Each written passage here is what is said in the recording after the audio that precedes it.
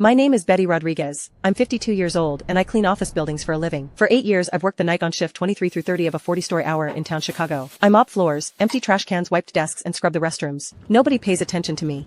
When you're invisible, you see a lot of things that aren't meant to be seen. At 11 o'clock at night, most of the offices are dark except for a few people working late. In the corner by the elevators there's a vending machine that glows with a soft blue light. When I push my cleaning cart past it, I always glanced at it. I was about there still lit up in the middle of the night just the only other something written in ballpoint pen on the back of the price tag for the third row of products. I froze. The trash bag hanging in midair. 807 is an office on the 24th floor, in the marketing department. Her name was Emily, 20 to 7 years old, blonde hair, and sometime her eyes were down, red. She didn't know who wrote it, or whether it was a real cry for help or just a joke, but I couldn't ignore it. Because if it was real, and I pretended I hadn't seen it, that person might never get another chance.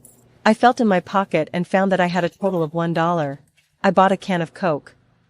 Not to drink, just to lift up that price tag and see those words again. Then I took out a ballpoint pen from my pocket and wrote on the back of the tag, "I am the janitor, I'm here every night." The next night, 11 o'clock, I came back. The hallway was empty. The vending machine glowed its usual blue. As I pushed cart past office 87, the light was still on. Through the frosted glass I saw the shadow of a woman sitting at her computer, head down. It was Emily. I walked to the vending machine, my heart beating fast. I lifted the tab on the third row. There was new writing on the back. Same ballpoint pen. "My boss is stalking me, taking pictures of me without my permission.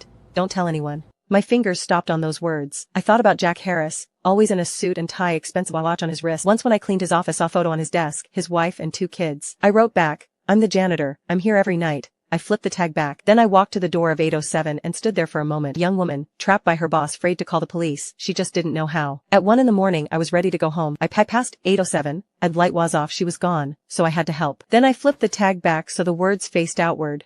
I didn't know if that person would write back, but I decided I'd come again tomorrow. That night, I got home at 1 in the morning. I sat in the kitchen, opened that trapped vat of Coke and took a 7, and wondered if they couldn't sleep either. Night 3, there was new writing on the tag again. It was messier, like she was in a hurry, and even some of them sprackety to new as hers. I understood. This wasn't just harassment, this was full scalance. He wasn't sneaking around behind anyone's back, and the company gave him that light, it was watching. But janitors are invisible, cameras don't see us. I knew every blind spot in this building, the stairwells, the hidden areas of the break room, behind the vending machine. I wrote back, "What time do yours in this place? I knew it better than the people who installed. Does he leave? Then I'll come find you at. Leave a window open for me, or we meet by the vending machine. No talk, just you pick up something." Dark blue work uniform, pushing a cleaning cart. I know your cart. It's always parked around the corner of the hallway. So she'd been watching me all along.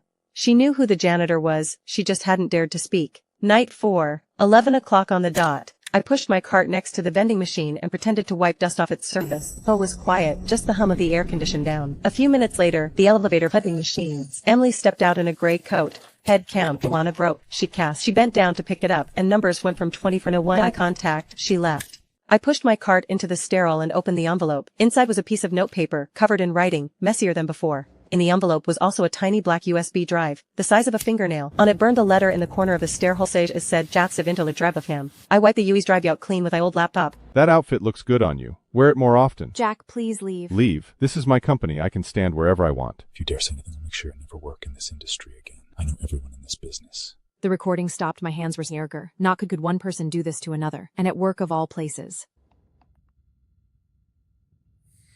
What time is it? But I couldn't sleep. You have work tomorrow. Isabella. She's 25, an accountant at some company. If her boss is this, what would I do? But I couldn't do that for Emily. What I could do was help her find her own strength. Mom, you didn't sleep well last night, did you? Your voice sounds rusty. It's nothing. Hey, let me ask you something. Yeah? If your boss was harassing you, what would you do? I'd quit. Then I'd call the police. What if he said he knew the cops? Then I'd find a lawyer. What if the lawyer was bought too? Then I'd put it online. Let the whole world know. You're braver than your mom. You're the one who taught me. You said don't be afraid. Yes, I did. When she was little and got bullied at school, I told her, "Don't be afraid. Fear is how you lose." I hung up and looked out the window. The weather was beautiful today. Bright sunshine. But I knew that up on the 24th floor, someone was sitting in the dark. I went to find Maria. She's a janitor too, 48, Mexican, works floors 15 through 22. She's been in this building for 15 years, longer than me. She keeps her mouth shut, thinks fast, and she's the sharp of live-and-livens of all us janitors. But she never complains. Maria, what if I told you someone on 24 is being apartment? Would you help me? What kind of hurt? The boss is harassing one of his employees, stalking her, threatening her. Then call the cops. Calling the cops won't do any good. He knows security officers. He said so. He knows everyone. What do you need me to do? Help me watch the 24th floor at night. If you see that man, tell me. Which man? The marketing director, Jack Harris. Oh, I know him. He's so full of himself, Walks around like nobody else exists. Last time I said hi to him in the elevator, he acted like I wasn't even there. That's the one. I need to know what time he goes to Emily's office every day, how many times, and how long he stays. Emily is the blonde girl? You know her too? She works late all the time. When I clean at night, I see her sitting in that office alone, the lights real dim. One time I said hi to her and she jumped like a scared rabbit. That's her. I'll help. Then I found old Zhang. He's 60, a Chinese immigrant. He works floors 31 through 38. He's been in America for 30 years. His English is great. He lives almost old man to Babini security camera, knows women and live. In the break room, I poured him a cup of tea. He likes tea, not coffee. Old Zhang, do me a favor. Tell me. Keep an eye on the 24th floor. There's a man in his 40s, wears a dark suit. Write down what time he comes and what time leaves. Why? He's hurting someone. Old Zhang looked at me.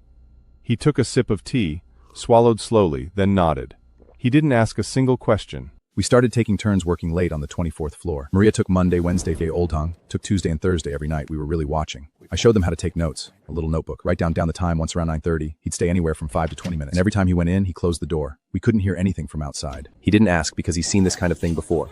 In his home country, in his new country, it's everywhere. He didn't need the details. He just needed to know someone needed help. Now there were three of us. Three people, 6 eyes. Jack Harris had no idea he was being watched by the most invisible people in the building. This is definitely harassment. What boss closes the door and stays alone with employee that every single day? He'd taken out his phone and opened a photo. Jack standing at Emily's office door, knocking. And on the photo, Emily was sitting and her hands shaking. When did you take this? When he came out, I pretended to be wiping the baseline in the hallway. He didn't even look at me. I saved the photo to my phone. Old Zhang, you're younger than us. I'm 60. Your heart is young. He didn't smile, but his eyes crinkled a little.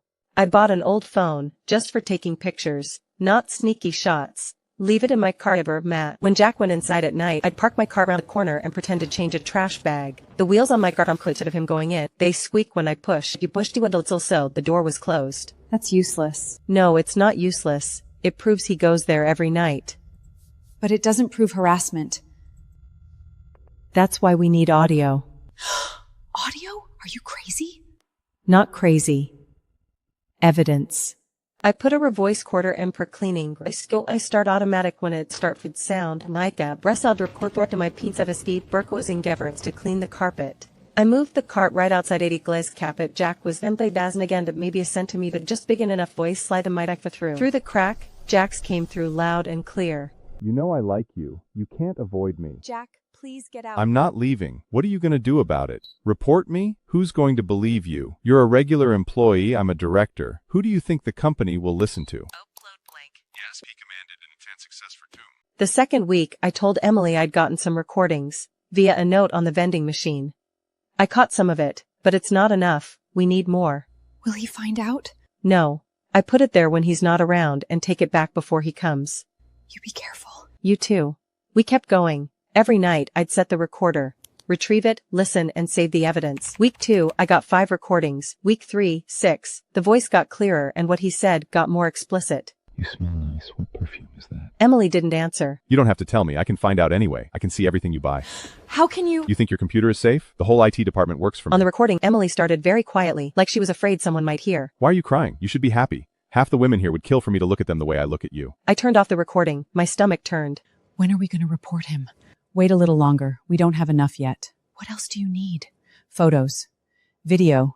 Better yet, shots of him following her, so we can piece together the whole pattern of harassment. I can get hallway security footage. I have a friend in the security office. His friend's name was Old Lee, also Chinese, 58 years old, been a security guard in this building for face to 12 years. Never took him out for a meal, and after half anyone's about to weigh my whole life, his face got red, but I'm asking you now. Someone's being hurt? Yeah.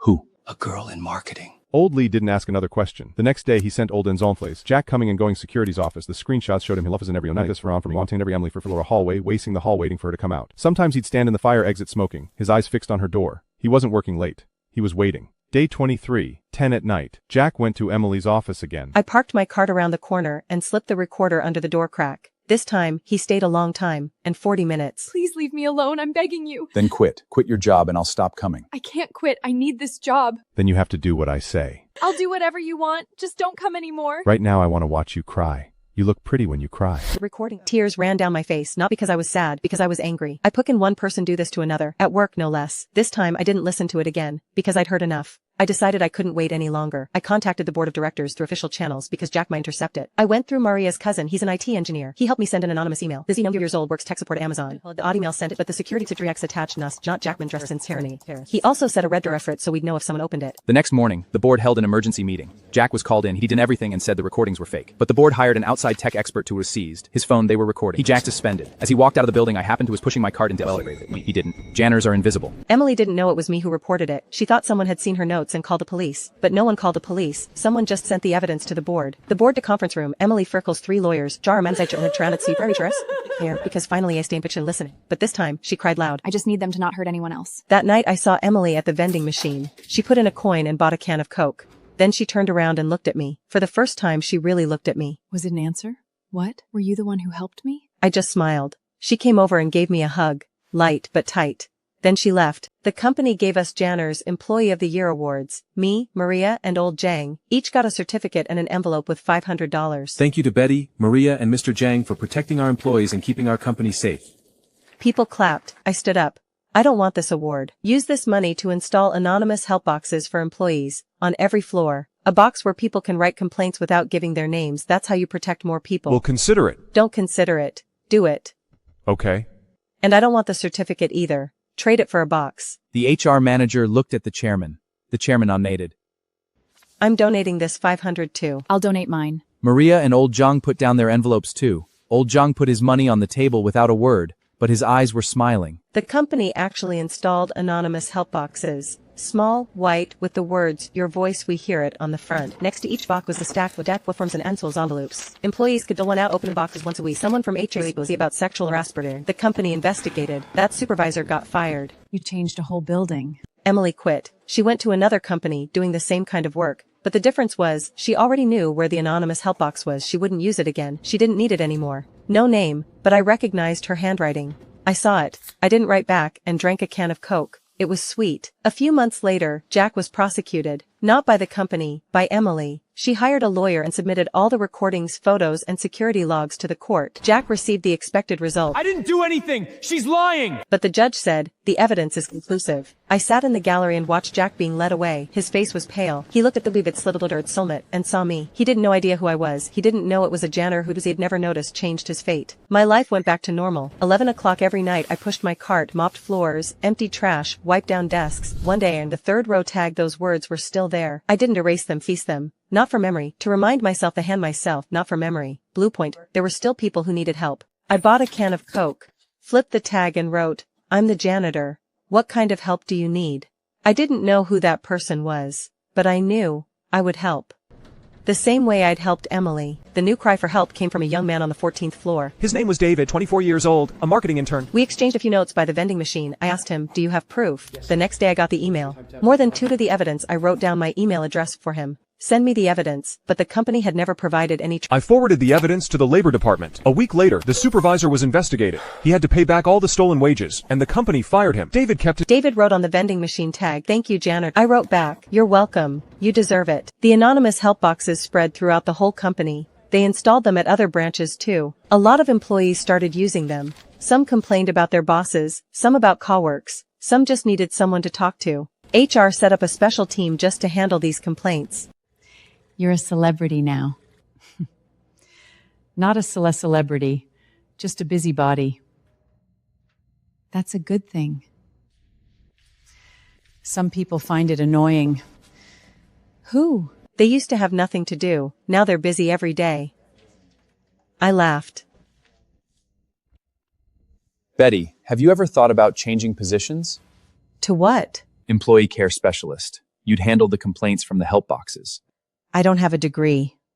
You have experience. How much does it pay? More than what you make now.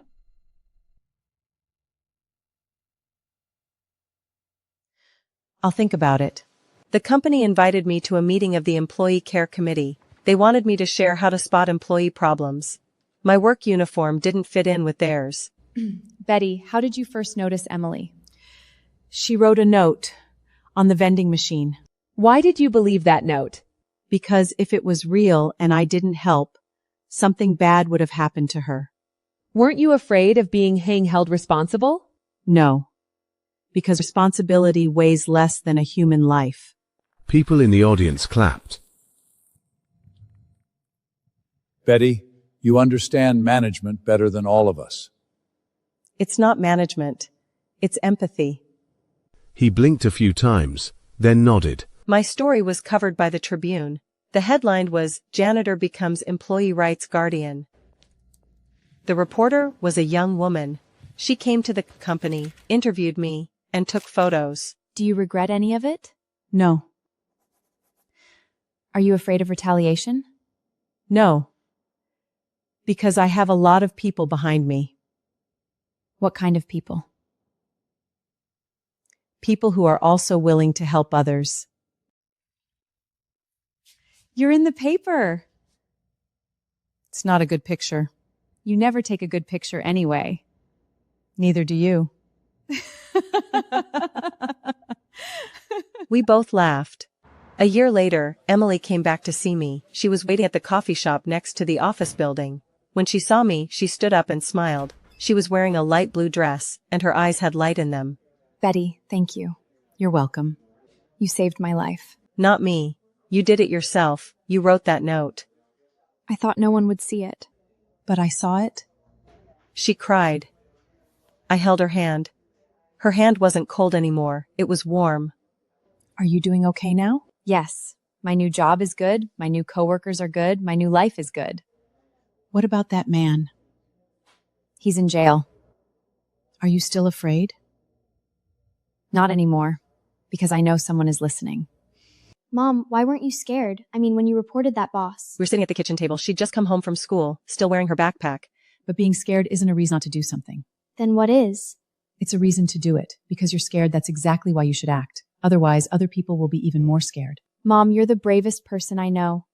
It's not bravery, it's kindness. Kindness is harder than bravery. Why? Because bravery is a reaction. Kindness is a choice. But she was right. Kindness is a choice.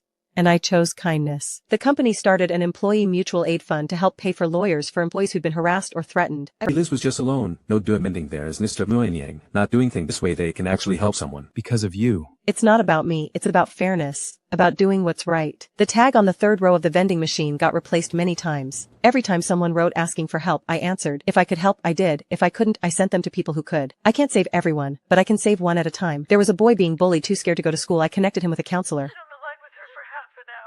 I'm not a superhero. I'm just a janitor. But I have a mop, a cleaning cart, 2 eyes and a heart that's willing to listen. Betty, you're busier than a social worker now. I'm not a social worker. I'm a janitor. Same thing. Both help people. Jack got out of prison. I heard he moved to another state and took a sales job at a small company. No one there knows his past. I don't know if he's changed and I don't really care. His story is over. Other people's stories are still going. Do you hate him? No. Why?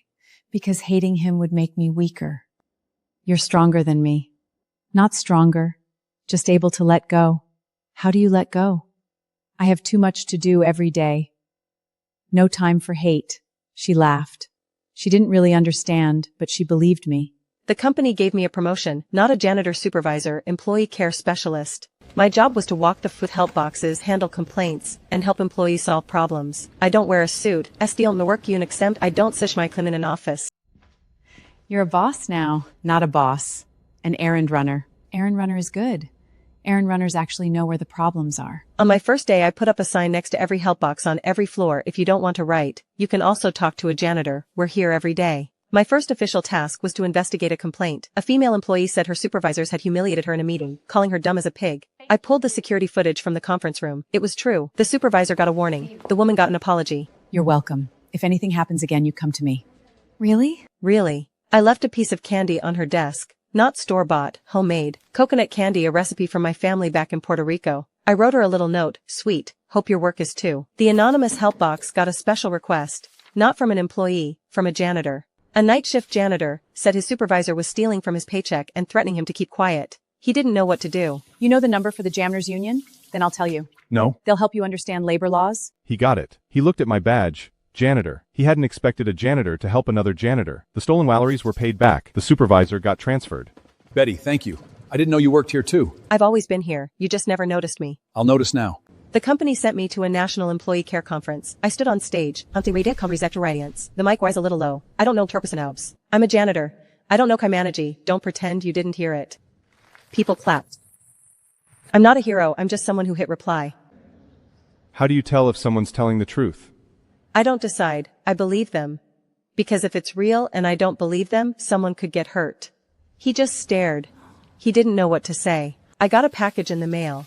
Inside was a painting, a vending machine, the tag on the third row flipped open, with the words thank you written on it. Next painting was a jawline of text, you were the light in my darkness. No name, but I knew who sent it. It was Emily. She was still painting, just like she did in college. In the painting, she made the janitor tall, taller than the vending machine. In real life, I'm short.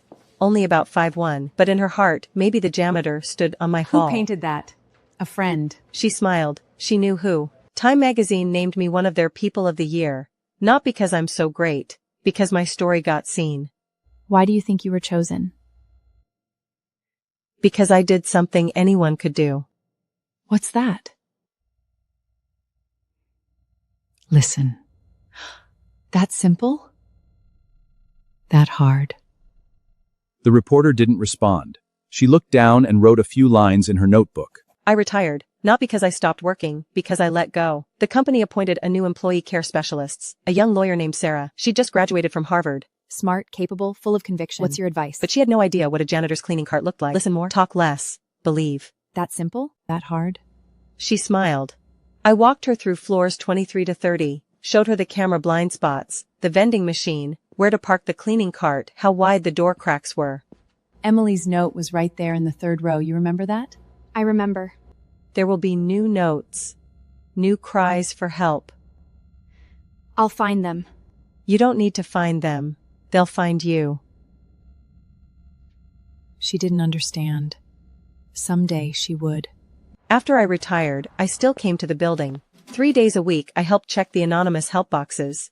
I didn't take any money. I had my pension, Carlos, and the kids. You should rest. I am resting. This is entertainment. Reading letters from people in trouble is entertainment? Yes, because people trust me. She didn't need to. All she knew was that every day I sat in the corner of the office opening envelopes. I read slowly, there were words I didn't know, I kept a dictionary with me. 2 old people sitting there, one looking up words in a dictionary, the other translating. We were cracking open people's hearts. Before he left, he took me out to eat, a Cantonese restaurant. He ordered so much food the table couldn't hold it all. Betty, you're the best American I've ever met. It's not about being American, it's about being a good person. Same thing. To you. To you. He left. I stood at the airport and watched him go through security. His back was straight, his steps steady. He wouldn't push a cleaning car anymore, but he'd push something else. He looked back once, waved, I waved back, then he disappeared into the crowd. The vending machine got replaced with a new one. The third row was still there, but the tags had become digital screens. I felt a little sad about that. I asked someone to put a message on the digital screen. I came to work and saw those words, I smiled. One day when a young woman stood in front of the vending machine for a long time, then she turned around, saw me pushing my cart, and walked over. Are you a janitor? Yes. I need help. Okay. We walked to the stairwell. She told me her story. Her supervisor was harassing her, stealing from her pay, threatening her. Today, I'm standing in front of the vending machine looking at those words. The light hits them. They shine bright. What are you looking at? Looking at those words. Anyone asking for help? Not yet, but someone will. The hallway is long, the lights are bright. I don't know if anyone will need me today, but I know I'll be here. Because I'm Betty Rodriguez, janitor, listener of stories, helper of people. In the third row someone left a piece of candy. For me. No note, no name, just a piece of candy, coconut flavored, like the kind I used to eat as a kid. I took it, peeled off the wrapper, put it in my mouth. Sweet. This whole journey had been both sweet and bitter. At the end of the hall, a beam of light comes through the window, lighting up the path in front of me. After they replaced the vending machine, those words were still find a janitor. We're here. The words were green, but under the light they looked almost white, like a tiny lamp deep underwater. Every day when I clock in, the first thing I do is check whether someone's touched that message, if anyone has stopped in front of it even for just 1 second. You can't write on a digital screen, but one day someone drew a smiley face on it with their finger. The fingerprint was smudged on the glass and next to it was a tiny heart, its point aimed at the top right corner, as if pointing somewhere. I stood there looking at it for a long time and my heart felt warm. I don't know who drew it, but I know that person saw those words. Maybe he didn't need help, but he knew someone was there. Or maybe he just wanted to tell me, I saw it, thank you, that was enough.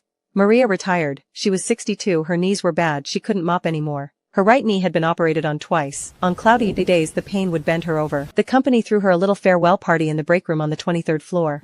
About a dozen people came. Janitors, security guards, a few coworkers who'd known her for 10 years. The cake was chocolate, with Maria, we will miss you written on it in frosting. The coffee was hot, the paper cups printed with Santa Claus. Maria wore her purple jacket, she'd had it for 8 years, the cuffs were frayed, it looked a lot like the one the other Maria used to love. Maybe they'd bought them at the same store, I don't know. All I know is that when Maria wore it, she What about old Zhang? Old Zheng went back to China too, his flight was last month. So it's just me. She hugged me hard, her body was thin, her shoulder bones pressed into my chest. I could feel her heartbeat, not fast, not slow. Busy is good. She let me go and wiped the corner of her eye. She didn't actually cry, but her eyes were red and so was the tip of her nose. She turned and stepped into the elevator, pressed the button for the first floor. As the doors closed, she looked, the corners of her mouth were smiling, but something in her eyes was glistening. I waved. The doors shut and the numbers went from 23-3 down to 1. Then I stared at that number until we stared at the bay for a second as if waiting for a change back. I pushed my cleaning machine, glowed its soft blue light. The hallway was empty, not even an echo. Suddenly the building felt bigger. Not that the floor space had changed, but the way sound echoed had. Where there used to be 2 sets of footsteps, now there was only mine. I took a deep breath. Now there was just my squeak of perfume. I pleasant. I sniffed once, then pushed my scent and got to work. The mop swashed in the bucket, the water sloshing loudly in the quiet hallway. One person really couldn't handle it all. 23rd to 30th floors, 8 floors, each with 12 offices, 2 restrooms, and a break room. I'd counted them so many times I could draw the floor pattern of every level with my eyes closed. Every day I had to mop empty trash, wipe desks, clean bathrooms, restock paper towels and soap. Maria and I used to split it. She took the east side, I took the west. She loved to sing while she mopped. Really old tunes, but she had a beautiful voice. Now it was just me. I ran back and forth with my cart until my legs felt like sticks. At night when I got home, the bottoms of my feet felt like I was walking on needles. Your feet are older than your face. Your face isn't exactly young either. Neither of us was young anymore. The company said they'd hire someone new, but nobody suitable ever showed up. Too tiring, too boring at night, the pay isn't enough. I'd heard those excuses so many times I didn't blame them.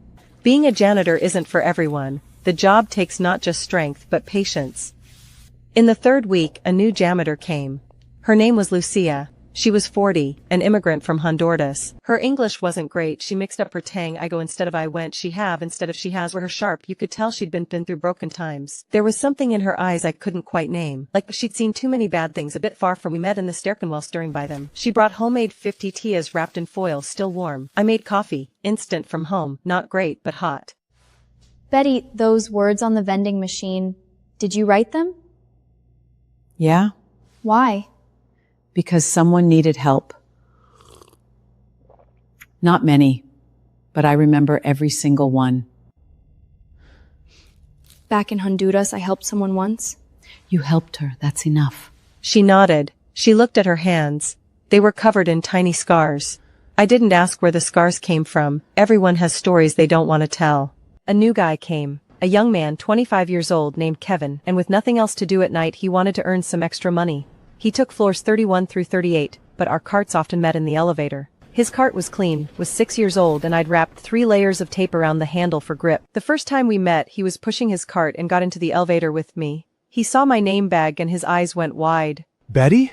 You're that Betty? What do you mean, that Betty? The one who was in the paper. The one who helped the girl from marketing. My mom saw your story in the Chicago Tribune. I nodded. That's me. Wow. I've always wanted to meet you. My mom says you're a hero. Not a hero, just a janitor. Same thing. She says janitors are the kindest people in this building. Your mom is right. Tell her I said thank you. If she knew I was working with you, she'd cry with joy. He worked really hard. When he mopped, he'd get on his knees and scrub the corners with a rag, digging out years of built-up dust. Emptied trash, he'd separate the recyclables, plastic bottles, cans, cardboard boxes. Maria used to say, if you want to know whether someone is a real janitor, look at their knees. If they have calluses on their knees, they're someone who's really gotten down on the floor. Kevin didn't have calluses on his knees yet, but he would. The knees of his jeans were already starting to turn white. One day I saw him squatting in the hallway, scraping gum off the floor with his fingers. The gum was dry and black, like a scar. He scraped with his fingernails for a long time, couldn't get it off, then went and got a little scraper and scraped it off bit by bit. I walked over and stood beside him. You don't have to be that thorough. I want to do a good job. Why? Because this is the first job I've had that isn't about making coffee. I want people to know I can do anything. He looked up at me. There was a smudge of dirt on his face. Your mom will be proud. She's already proud.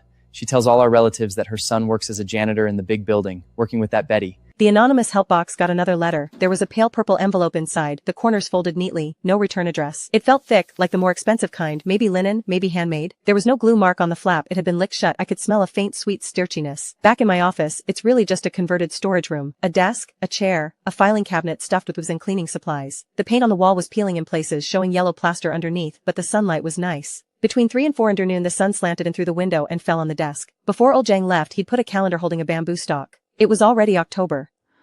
I didn't turn the page, I didn't want to ruin it.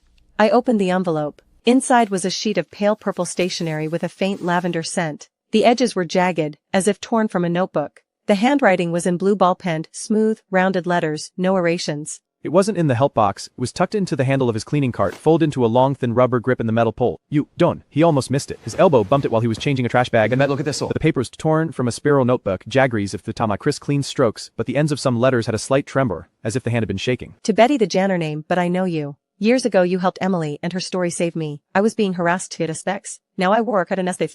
My new boss is good, my new coworkers are good, married, I have a daughter. Her middle name is Emily. Thank you name. In the bottom right corner there was a tiny heart drawn in purple ballpoint. I taped the letter to my desk, next to calendar and the painting Emily had made, the vending machine and a janitor pushing a cart. The painting was in a wooden frame, a little old, with a chip of missing paint in one corner. When these two items are placed together, it's like a small exhibition. I sat in my chair and stared at the letter for a while. The sunlight fell on the paper, and the lavender scent seemed stronger in the warmth. I closed my eyes and tried to picture the woman who wrote it. When she held her daughter, did she think about those dark days and hug her Tyner? I think she did.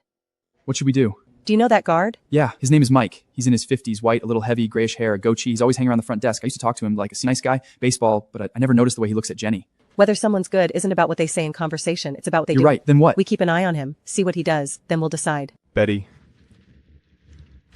Do you think I should talk to Jenny? Yet. Watch first. You don't know if she wants anyone to know.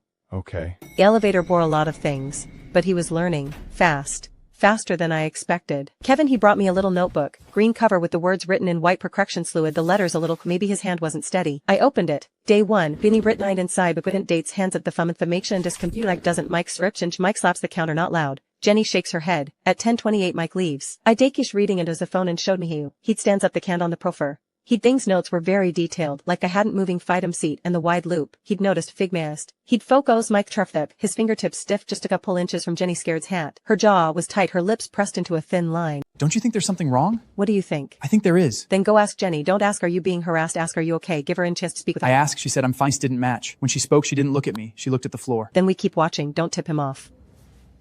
Kevin saved the photos, but with how Spondrell's paper was a few freckles. He said she worked nights too, as a cashier at. Every night I text her, they're still fine. What do you do tell her? I told her she learned to say no. Have you learned yourself? Not yet. Then start by saying it to yourself. Once you can say no, they're people. You're right. Tomorrow I'll tell her I'm not switching anymore. Are you Betty? Yes. I've heard about you. Kevin told me. He said you're amazing, that you've helped a lot of people. I'm not amazing. I've just been around a long time. I've decided I'm going to report Mike.